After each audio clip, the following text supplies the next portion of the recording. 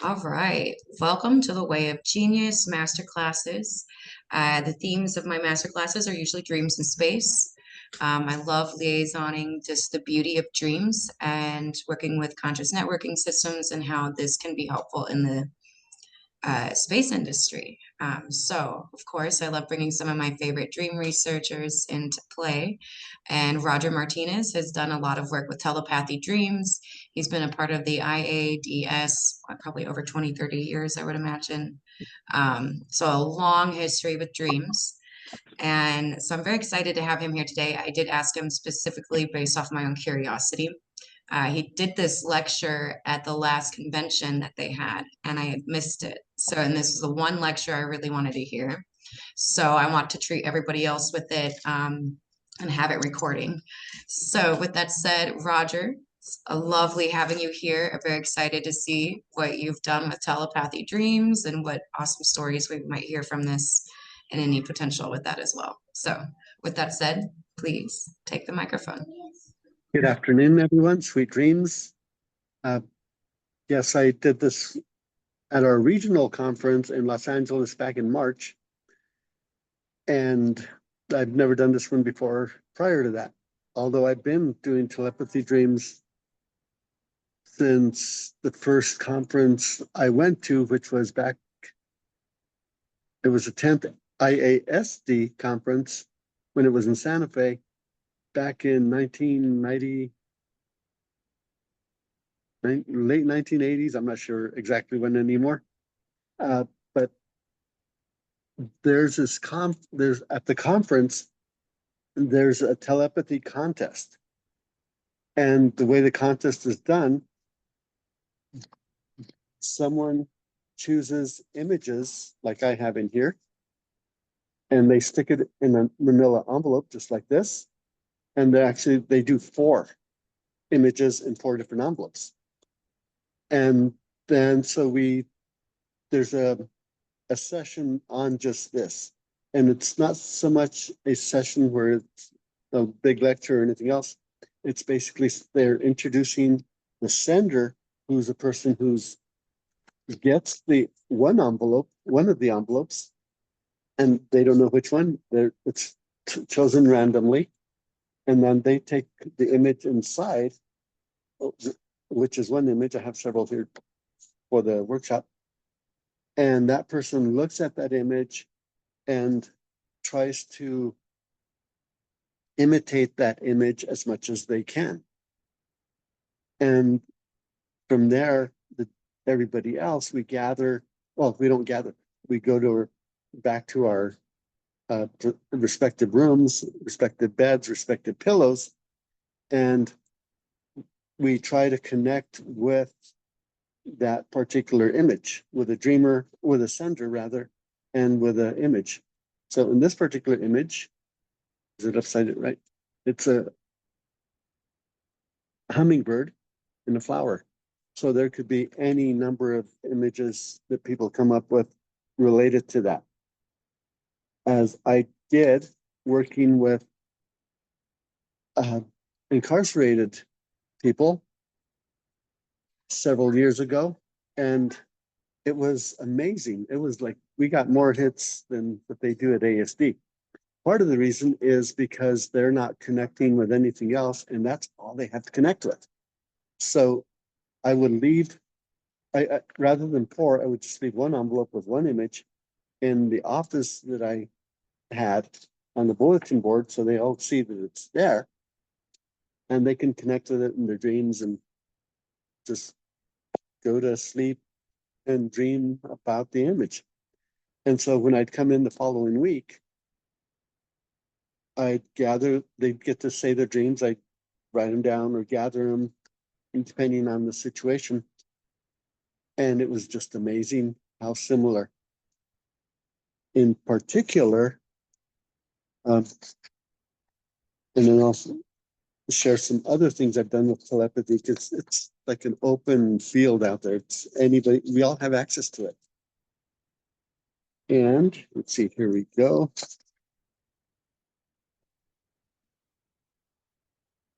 So the first, and these weren't in original order, but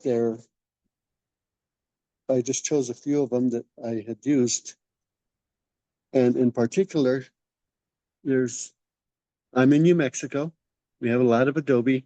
We have a lot of chili. We have a lot of turquoise. That might be part of it all alone, but most of these folks were not from northern New Mexico, and probably being that they were incarcerated or use of drugs or whatever they were doing, chances are most of them didn't go out and look at the cultural images like this, the actual locations, as much as I or probably you would if you were traveling. So if it was all in Taos or native group, then this might be kind of an obvious thing. So here's some of the examples. You probably can't read that so well. I'll go ahead and read them to you. The chili with a window with a chili ristra taken at the Taos Pueblo. The first one, and I'm just getting 10 of the images. Some of them were harder to read as far as what was typing them out. So the one person said, I was sitting in the middle of with a bunch of Indians around the campfire. They are eating something. I realize it is chili when they pass it to me.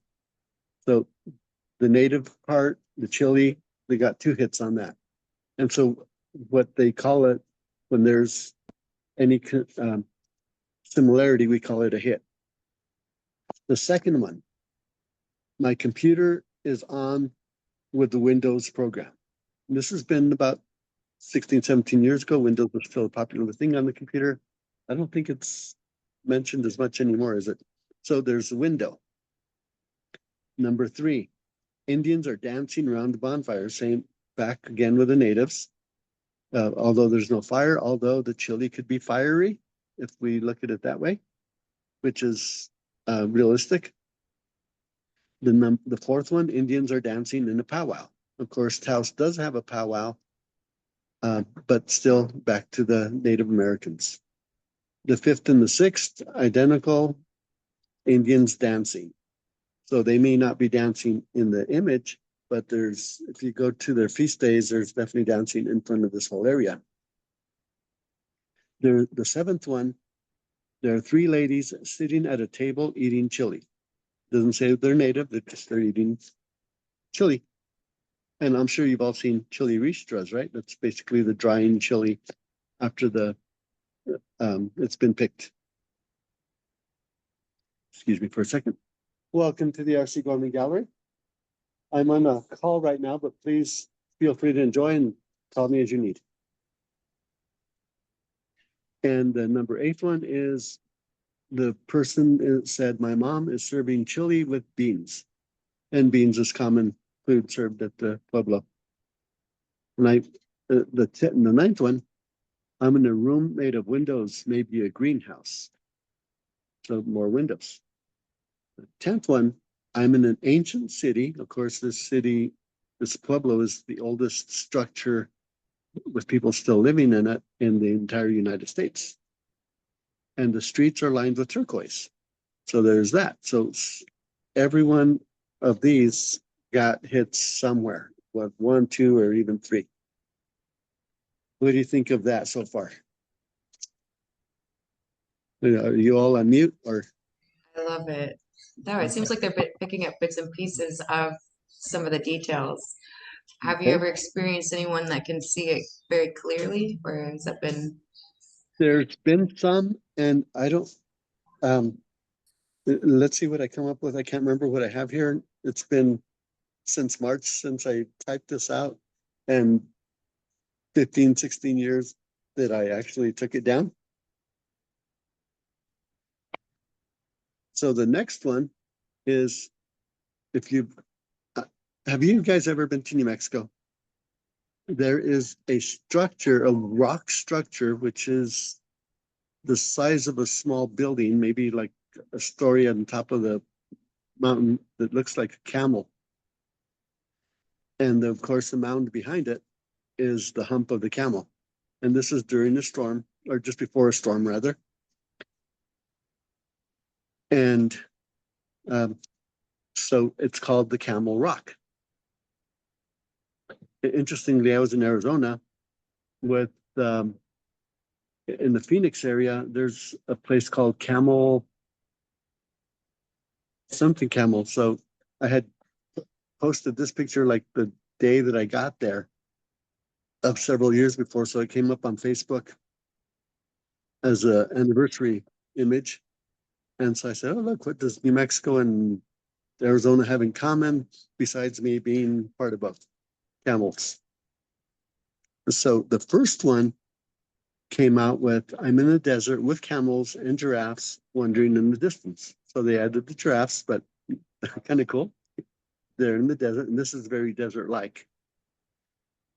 The second one, there is a rainstorm brewing. I run to get my horse. When he stands, he turns into a camel. So there's a desert and the camel and the storm. So there's 3 hits on this one. The third one, I'm in a forest. When I get to a clearing, there are some stone statues in the distance of different animals. So none in particular with a camel, but still the stone structures. And so like half a hit for that one. The fourth one, my dad and my wife picked me up and took me to the zoo. There are some Arabian people having a picnic. So the camel being Arabian, and of course being something at the zoo. So 2 halves on that one. Number 5, I am at home and I walk through a door that in real life isn't there. How many times do we do that in dreams? There's doors or not doors and walls and rooms that aren't in our house that are in our dream house. Through this door, it takes me into my grandparents' backyard. My 8-year-old son and a friend of his are riding a camel. Number 6, I'm riding my camel through the streets of India. The dust is blowing in the distance. So there's like 1.5 hits because of the storm. And the 7th one, I went into my barn. In real life, it is really my shed. My horse has a big lump on its back, like a camel. I try getting on him, but he runs away. Odd, but interesting. Number 8, my son is playing with the toy soldiers and toy zoo animals in his sandbox. So zoo animals, not quite the camel, but another half hit. The number 9, my sister calls to go outside with her, calls me to go outside with her. My son is already playing in the rain, so there's a storm. Number 10, there's a family of camels eating apples in my grandfather's orchard. So there's the similarities, I think, are pretty amazing, even though they're not exact, but a lot of similarities. Am I going over too much, or what do you guys think? Keep doing what I'm doing? I love it. Go for it. If Oh, anyone has good. any questions, leave them in the chat too. And I'm not sure I'm getting the chat. Is it here? Yeah, there's a little button at the bottom where it shows participants and then the little chat button. So if you click the chat, the little messaging, it should pop on the side. I'll read Okay. them for you as well. All right, sounds good. So the next image, it was the 4th of July. So I took an image which kind of adds to the image that probably you can say, well, of course, 4th of July, they're going to see flags. And so,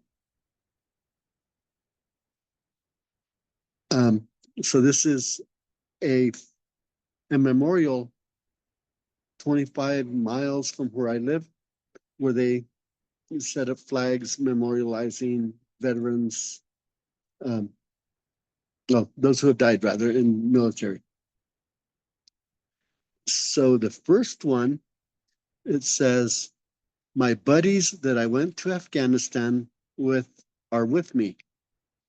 I am happy and surprised to see Alex and Alfred both alive, which actually they had both died over there, so he got to see them in the dream.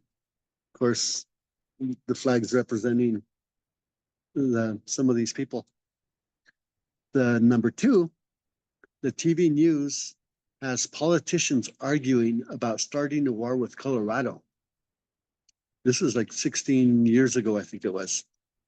I get scared because my family is in Colorado. I try calling them, but I can't get through. Of course, the war, of course, these people died in wars. I am in the middle, number 3, I'm in the middle of a forest of aspen trees. The leaves are like little flags blowing in the wind. I feel cold, but can't feel the wind. Number 4, I am skiing down a mountain. My dad and my grandfather are waiting for me at the bottom. They were veterans, and they are both in their army uniforms. My dad is in his Navy uniform, the military. Okay, number 5, the news is showing coffins draped in flags being brought home. And even for the 4th of July, how many times have we actually dreamt of any of this on a normal basis? I know I haven't, although probably like for 9/11, I had and a gentleman at IASD had done a study of dreams around 9/11, and there were many dreams prior to the actual event that led up to that. So, but 4th of July, I'm sorry, Memorial Day is Memorial Day. It's not that common. The 6th one, I walk into a gym. It is full of coffins from war. Number 7, and this guy was a veteran. I am back from Afghanistan. Stepping on the ground feels like it will swallow me. I see a cloud coming in, and the whole background behind the mountain is all cloud. It looks like Pac-Man, and it's eating my friends that I served with. So there's a death also. Number 8, I am in my first, excuse me, I am in my first grade classroom. We are pledging allegiance to the flag. The classroom changes to an open field. At first, I think it's in a football field where I played high school football. I am throwing the football, playing catch with my 2 friends, Steve and Joe, who went to the army but never came back. In number 9, there are hundreds of soldiers. They look sad. Number 10, my mom is crying. She said dad won't be coming home, and that was because he was in the military. So as you can see, it's just amazing the connections that come with it. Now, I marked them letter D, A, B, C, and D now. This, have you've ever looked for petroglyphs? This is one of a bird. And more recently, I had a dream of this bird, which was way after the fact. But I've been looking at petroglyphs for years, way before I ever saw this one. And it just fascinated, it's always fascinated me. This particular one, I had no idea exactly. I just thought it's a cool bird of sorts. The dream I had, when was it, about 2 or 3 years ago? I was talking to a Native American older man, and he said, "Oh, that's the eagle." And, oh, that's cool. Well, that makes sense for some of these other dreams, which I never connected before. But like number 8, I'll jump into that one. I am flying with the eagle, and none of these were Native American men that were in the jail at that time. The number 9 is there are 2 eagles, and of course, if you look at this, looks like 2 eagle heads, kind of like the German um, symbol on their flag has that double-headed eagle. And number 10, it's a sunny day. Eagles are flying all the way around. Back then, I thought, well, okay, it's a bird. I can go with that. No big deal. But then the dream comes in several years later and connects it for them and for me. Although there's no way I can get a hold of them to tell them, hey, guess what? We'll back up to the first one. A caveman walked up to me and asked me for a cigarette. We smoked together. Of course, caveman, the Anasazi or caveman, and they carved these images around where they were living. Number 2, I see an eagle as I am hiking alone in a river. The third one, I am fishing my favorite fishing hole, and let's see, there's several eagles. An eagle flies right over me. Number 4, there's a huge prehistoric bird on the tree in front of me. My chihuahua gets scared. I pick him up, but I want to take a picture first. How many of you seen on Facebook where there's people with maybe a bird, big hawk or something chasing, but the person wants to take a picture first? Kind of, no, save your poor pet. And here's another one, number 5. My son is drawing pictures of stick figure birds. Well, that's pretty stick figure. And number 6, there's a 2-headed bird walking up to me on the sidewalk. They're both talking to me. I understand what they're saying, but I can't make it out. Kind of interesting. And number 7, this is before the one before I started up with number 8. My wife is playing with her parakeets. They are all yellow now. Of course, yellow color. And he had also said that the parakeets were all different. Each of them was a different color. So there's that. And the last image I have here is of the one I showed you first, the hummingbird. Any questions so far? Nope, not yet. Okay. No, we're good. Keep talking. All right, I hope we're all somewhat interested. Okay, the hummingbird. Of course, using 2 birds here, but of course it was several weeks apart, if I remember right. The first, number 1, the walls of my cell are all green. The door is red. Like they're in their jail cell and they're pretty limited to what they get, but that was a color. It was about the colors. Number 2, I'm walking with my children in a meadow. It is full of flowers that go on forever, like the Wizard of Oz. So I think those are poppies, which are usually red. I know mine are. I know I've seen some orange ones. The third one, and as they're in jail, my wife brought me flowers. So that was nice. It was interesting. When I first decided to do this group with the dreams, with the telepathy, I was sitting with them in a half circle all around me. The first guy said he had gone home for the weekend. He had gone on a furlough, and he was really happy that he'd gotten to do that. The very last guy had mentioned that he had a dream of being at home, and he woke up in the jail cell. So he was like frustrated and angry, like, oh, I wish I could have been there.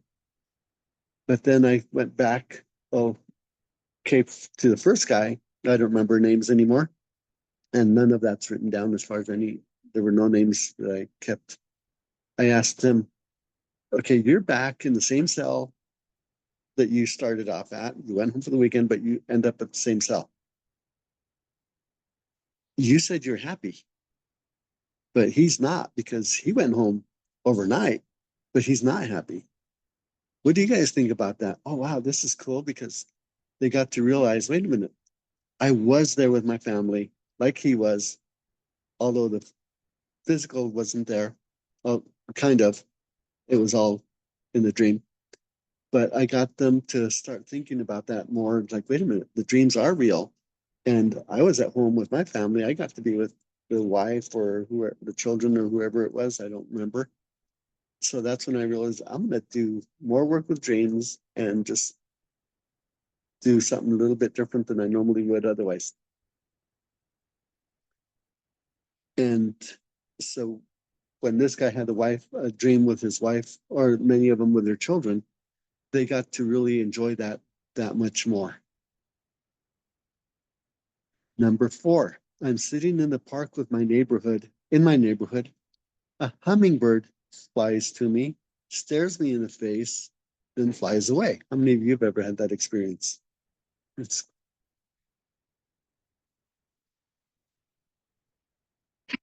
Number 5, I am walking in a field of cactus, and this flower is a cactus flower. If you looking close, you can see the spines. You all saw that? I have to go through it to get to my freedom. I'm going through the field of cactus. It is freedom is where it's green. I know I can make it. So there's green everywhere. And that's basically a recovery story of making it. Yeah, they have to go through the junk in life, through the whatever this particular gentleman was going through addiction. And of course, jail, it's just a calming period, but it doesn't fix anything. So he knew he had a lot of work to do. Now, number 6, I am flying, flapping my arms really fast. Of course, the hummingbird's probably the fastest flying, not the fastest bird, but the fastest flap around. But like to see an eagle flap its wings that fast. And number 7, I run through an alley, and as I'm going out the backside, I fall down on some cactus. Number 8, my wife tells me there is now a river behind our house. So I decide to go fishing. I don't see the river, but there are flowers all over the yard. The dreams are wonderful in that way. They change scenes from one to the other. So he got the flowers. Number 9, there's a huge man, a man size, wait, 3 huge man-sized hummingbirds are chasing me. Remember the what was that movie? I'm gonna dream, or I'm gonna concoct something that's like totally and then the big marshmallow monster comes at him. What was that name of that movie? Ghostbusters. Ghostbusters. Thank you. Same idea. It's like hummingbirds, pretty innocuous, no big deal, but there's 3 man-sized birds chasing me. Someone yells at me to take off my red shirt. I can't take it off. So there's his frustration. And the last one, I am in a bubble. Birds are attacking me, trying to pop my bubble. And of course, the dreams speak to other things about what's going on with us as we're living our actual day. So as our dreams tell us, it's like, what's going on for you today? There may be some that are foretelling the future. There's some that are showing in the past, reflecting what's going on today. And that's basically the idea. So trying to pop his bubbles, it might be, if we would have gone into more symbolism, who are the birds? Were they the police? Were they lawyers, or his friends that are turning away from him? Anything like that. Any questions about these images? And we went on for several weeks, so these are just a few of them. Of course, some of them have water damage, so I had to throw those away. And I saved them all for the most part, but not all of them lasted. Any questions so far? I love this. I want to pitch in a little bit. So something I find interesting with the subconscious mind is that it represents a lot of the details in symbolism. That's the language it speaks, right? And that's subjective for everybody. So at the end of the day, you're showing them an image and they're all connecting to it in their own symbolic nature, as subjectively clear as they could get it through their own subconscious mind. And I see that a lot, like when I used to do like shamanic workshops with one of my friends, we would have people go on meditation, try to experience the same thing, but they all would experiencing it, but in their own symbolic understanding of it. Some were more clear, some were a little bit fuzzier. So in that sense, how would you train? Do you train people in this, or do you just go experiment and see what comes out of it organically? Or do you try to actually teach people how to connect to that, or to sharpen the tool? Because I've noticed that when we have certain telepathic dreams that process through what I would call the soul. Those are usually a little bit more clear and direct. So this definitely has a lot of like the subconscious mind doing the muscle work, it seems like. I'm a little curious on your thoughts on that. There's both. Some people are just so fluent in it, it just happens naturally. And you had a workshop with Robert Bob last couple of weeks ago. He is like one of the, he's out there. He's like, he can pinch hit any day he goes to bed and just like, he's there. I'm not that good. With me, it takes a lot more practice. And so there's both, but it takes, the more I practice, the better I get. And part of the practice is, well, that was nice with the workshop I did with each of these people in jail. So that showed just some of the potential. My first conference I had, actually, it wasn't my first conference that I won. My first conference, I was a runner-up. I've been runner-up many times as far as the telepathy contest. The person who did get that one, the first year I was there, I still remember her name, her face. And her dream was of a devil being really intimate with her, and it was just like pretty crazy and scary. And the image was basically that. From there, they decided as the conference, as that whoever ran that section of the conference, we can't do this no more. Let's do lighter, softer images. Because that poor woman, she just went through hell, literally, in that dream. So she won it that year. I won it the following year. Not the following year. I didn't go to the following year. The 2 years later when I went, it was in California, and we usually take the conference from coast to coast, and then every few years we go to Europe somewhere or Hawaii.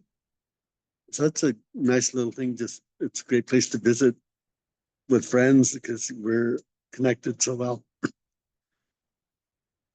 The year that I won, it was an image of a pig. So my dream was of a football shaped exactly like that pig because I drew the image. Because you can do that, you can draw it, you can write it down and put it in the box, and then they choose from there. Of course, football is made out of pigskin. So there was that double strong, both of them were strong hits. And telepathy is basically we all have that access. How many times have any of us had a dream that we saw someone, that we visited with someone, the next day we saw them, or within a few days we saw them or talked to them, got a phone call, like, wait a minute, I just dreamt about you.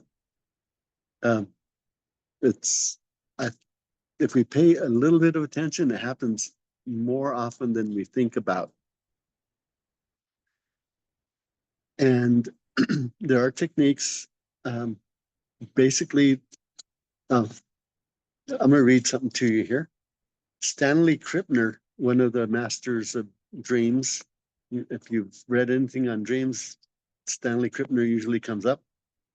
Well, no, before Merriam-Webster, the dictionary, says telepathy is communicating from one mind to another by extrasensory means. Okay, and that's just telepathy. Now, Stanley Krippner, he says telepathy is one manifestation of the collective phenomena that parapsychologists refer to as ESP. It involves information received from the subject, recipient or receiver, and that's the sender or the receiver, that's the differences, apparently through some type of mind-to-mind contact. It's not only on Star Trek and Star Wars. We all have access to it. And Stanley Krippner was asked during an interview if telepathy existed. He gave several examples, I'm sure would overlap with some of our experiences. I didn't write all those down. And the Greeks, telepathy from the ancient Greek, distant, tele is distant, and pathos is feeling. And he gave feeling, perception, passion, affliction, experience is a purported vicarious transmission of information from one person's mind to another without using any known human sensory channels or physical interaction.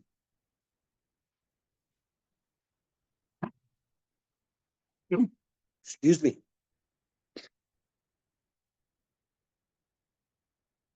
The term telepathy was coined in 1882. So it's going on 150 years soon by a guy named Frederick Myers, and who is a founder of the Society for Psychical Research.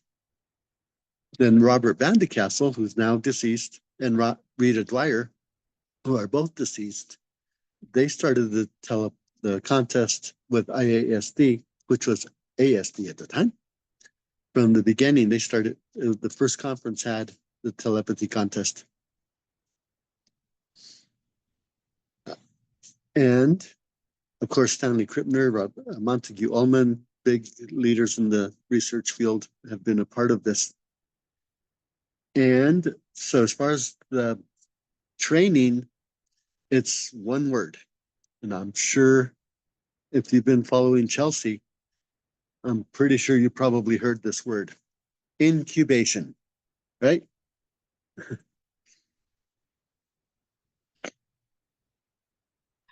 I only talk about it all the time. I kind of would think so. And so incubation, there's no one wrong way there's no one right way to do it. There's no really wrong way to do it. It's basically whatever works for you is going to be the ideal. Although I have failed time and time again trying to incubate a mermaid. It just hasn't happened. I've tried and tried. I will get to see a mermaid in my dreams one day. I know it. But it's a key point in both telepathy and lucid dreaming. And I'm sure Bob mentioned that at least once. Where I've done my own practice to dream with others, because sure, there's a telephone, there's computers, but when you can dream with others and have conversations and meet with people, I think that's like a higher level of living. The first person I did this with, we did this several times, and it was all hit and miss from the beginning because the only experience we had was this contest. And so we had to pretty much make it up as we went along. Initially, it's like, okay, let's meet at a particular place. That didn't happen. As we were going down the line, we decided, well, let's try something else. Let's add in an image. So I would present my image, she would present her image, and that would be like maybe a color or a shape or some kind of image. The first time we actually connected was we said we're going to be on a beach and the city's going to be close by.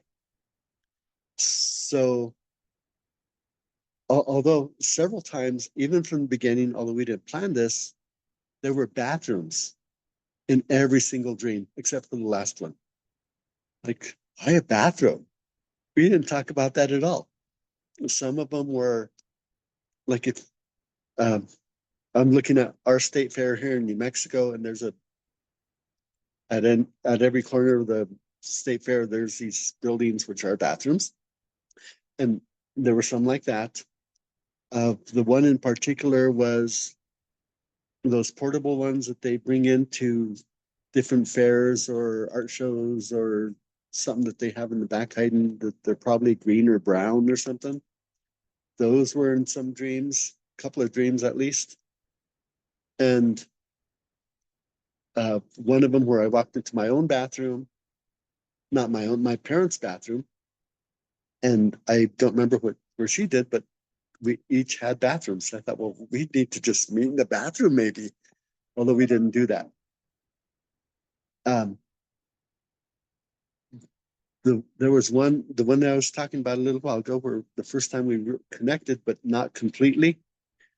She was on the beach side of a hill on this side, and there was a beach there and the city off to the side, which I could see from where I was, but I was over that sand on the other side, and so I was on some sand also, and I knew she was there, and she knew I was there, but we couldn't connect fully. No. I know. And the very last one was not even a beach anywhere, but I was on a motorcycle, she was on a scooter, and we passed each other. So we never really fully connected. And so that was, but we had hits left and right on every single one. And the practice is just a matter of um, doing it. Get with someone, and part of the idea is you got to use your journal, write down the person.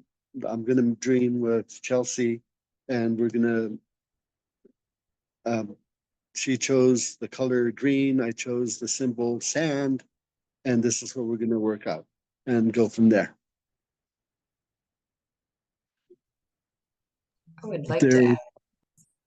cool. We'll do that. No, I love that. So when I first started in a lot of this, I used to do this with my friends. We used to go on meditation and dreams. Meditation seemed to be more symbolic, kind of like we both had our subjective realities that we were witnessing through symbolism, but it still matched in a lot of the key details. But I've had dreams where I've walked into my son's dreams before and knocked over his blocks. And one time he got very upset with me in the dream, woke up in real life and actually smacked me in real life because he was 5 and was sleeping next to me. And it felt weird because I felt like I was symbolically existing in his dream. It was a bit interesting, but And it's real. but I've had shared experiences where I've met people in dream states before I've met them in real time, Mhm. which has been very fascinating. And actually, Megan's here. Her and I have multiple times been in the same dream states. And then the next day, I'll be like, I had a dream about you. And we'll realize we were at the same dream scene when we connected for a minute and would talk. And then she would have her symbolic experience, and I would go off and have my symbolic experience. Um, so I do feel like sometimes you can practice and you can it'll the experience seems complex. So that's when you were explaining like telepathy dreams or shared dream experiences. Some of it is a symbolic nature and some of it is just almost as clear as day even. But it seems like it's all in the same realm. It's just more like training it like a muscle. Is that what you suggest? That's great. And um, I've done, I've had many experiences like that. What was the one when you said, and there was one that came to me, but I lost it already. Oh, at my grandparents' home. It was my very first flying dream ever. I was flying in their house through one room to another, and it was one of these houses that has no hallways. It's just one room attached to the other. And as I was going in, I didn't know how to land because I've never flown before. And I was in their bedroom, and I kind of like went against the wall and fell back.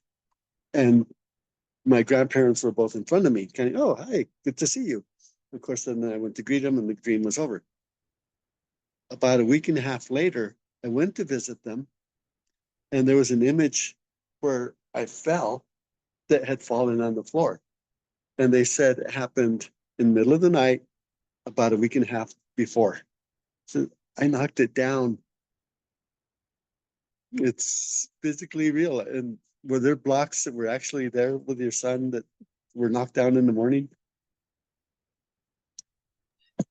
I've heard of people share stories where, like one was someone who does psychedelic healing. So he was Okay. in a session where he was doing some deep work, and his wife was in the other room, and they had their own separate experiences. But at one point, he marked down a time where she had interacted with him, was checking in on him, like spiritually almost in the psychedelic space, right? Um, and I don't believe she was actually on an experience. I think she was just there, but they timed it to where at a certain time she was going to check in on him telepathically. So he had the experience with her, and then when they marked it down what it was, they did their own experiment with each other, and it was at the same time, and it was exactly what they had discussed, and it executed it very well. Oh, So I think it's very real. This is what I like to call consciousness as a networking system. And if we can yeah, learn to access that and navigate it, I think we could develop some really unique tools or use it for different um, things. Um, it's what if very someone real. was, what if someone was lost or trapped in a cave, and you're trying to, we've had that happen a lot, right? And you're trying to locate people. If you could try to, I feel there's a lot of potential in that. I know But I'm this gonna year, let other people ask questions too. for the conference, they did Uh-huh. do it differently because it was online and they had so many people sleeping different hours Yeah. because of it being international. They had the woman that was focusing on the picture, which I shared a link to the actual picture used for the um, for it this year. I didn't share the actual picture. I just shared the link. She tried doing it for 24 hours, tried sending the image Oh, telepathically for 24 hours. Which she said she was doing all sorts of things like looking up because it's a skateboarder. The picture is a skateboarder in an area. Um, she was like looking up skateboarding. She was trying to skateboard herself. no. It was pretty funny. She did not look like the skateboarding You type at all. need me She was find really some? doing a lot of stuff to just kind of put the culture of skateboarding and all sorts of stuff out there and trying to be telepathically focused on the image. In the dreams that I had that connected with it, I was in a reception area and people kept giving me plants and I was placing them on the counters around, which he was in an area of sidewalk that had a bunch of plants and it was starting to look like a jungle. So that part connected to it because it was starting to look like a jungle with the way all of the plants were around him. But then the other part, the other dream that I had that connected with it was I was in the back of a pickup truck and somebody had gone into the front seats and put it into neutral. So it started coasting. And so I was in the back of the truck like I was skateboarding and somebody was walking next to the truck and got in and put it into park. So it stopped. And there was a guy in the background of the picture that was walking all nonchalantly, like this guy was walking next to my truck in the dream. And those parts connected. I was only runner up though. I didn't win the contest. I was just a runner up too. But it was the first year I was actually able to participate in the contest as well. So I was really excited when they started reading my dream. I was like, oh my gosh, that's my dream. I was really freaking out about it. I was excited. But my mom growing up was really into Edgar Cayce. So Oh, being very open to the idea of that. And my mom and my grandma were both in psychic groups when I was younger, trying to catch the Green River Killer. So all of the dream stuff and being able to do that. Stanley Krippner was a name I knew when I was younger that most kids my age didn't know anything about. And this is something that I'm very open to the idea that our dreams speak to us on multiple levels, not just on our own internal landscapes. And I think we can be open to other areas and other people's information without knowing. And I would love to figure out ways to develop that for everybody. I mean, me and Chelsea have been connected on multiple levels in many ways. We actually got a lot closer in communicating because I just messaged her and I'm like, I dreamt we were having conversations with each other last night and I'm wondering what's going on here. And so we've communicated and that's how we actually started really talking to each other to begin with, was just having that communication in dreams. So I think dreams have a lot more communication than we are aware of. And I think historically, a lot of other cultures have been more open to it than our cultures have allowed us to. culturally aware cultures, definitely. Yes. Indigenous and such. Yeah, if we all gave our examples sat down, wrote them down, and we could be here all day long. Write a whole book on just this at this point. Yes. Yeah. It's Uh-huh. one of my favorite topics. Mine too.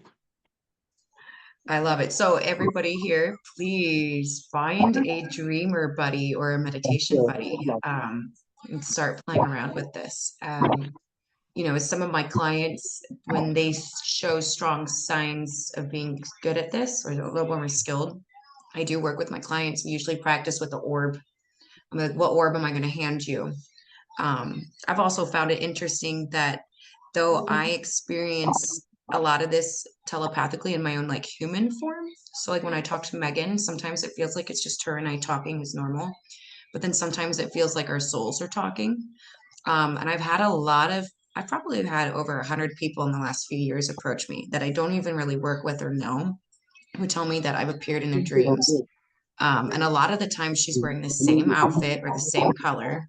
She's either helping them, guide them on how to navigate their dreams, work through healing, or do something personal within themselves. Uh, and half the time I was like, I don't even think that's like me in my own conscious form doing it, but there is still an aspect of yourself that exists on those lines. So I find it very interesting to what level the subconscious mind is interacting in this way, and then what level is it kind of exceed into the soul level of it, because it seems very different. So we're getting close to our hour mark. Does I anyone did want to have one share anything question. or any questions? Yes, please. Yes, I did. I want to apologize, Chelsea, for joining everybody very late. My camera is not on just for privacy purposes. But just wanted to also thank you all for the resources and the beautiful testimonies. Just outstanding. My name is Danielle, and I have been studying a certain kind of connection or relationship with nature that I've had since I was a child for many, many years. And it's reminiscent of what you all are describing. It's not with an individual per se. And the experience, though, is surreal and very, very deeply felt and meaningful for me. And so, again, we don't have much time, but just wanted to explain how grateful I am to have the materials. And of course, I'll go ahead and take a look. Chelsea, thank you for all of this. And perhaps at some point in the future, I can connect with you further, pick your brain a bit as I learn more about this process that is unfolding in my life. And again, pleasure meeting everyone here today. Thank you. Oh, you're so welcome. And when you were saying about with nature specifically, I do believe everything, from what I understand, is conscious or connected to this consciousness network. So even the universe or like nature, and it's a very shamanic approach, and I love shamanism. So what you're speaking of, it sounds like, is you're consciously connecting to the wisdom of the nature around you. That is something we've been doing for the beginning of time, and I'm currently actually writing a book, just my own poetical expression of the same journey, where I'm learning not to just tell, like connect with the conscious beings of people around me, but I'm trying to consciously connect to the system or the ecosystem around me, the nature. So it sounds like you're kind of experiencing a lot of that, and it really tends to be very spiritual. So I would love you're in good hands. We would love to talk to you. Excellent. Excellent. Yeah. Thank you, Chelsea. Does anybody else have any questions, or Roger, anything you would even like to leave us off with to keep the minds going? There's one last part to the third part of the section, shorter part. It's done in a group, and it's dreaming for others.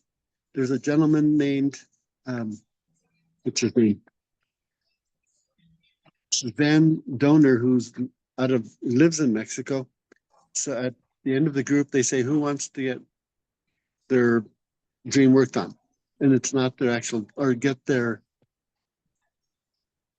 worked on somehow. And so the person gets chosen. And then that week, people go home and they dream about that person and find out their needs.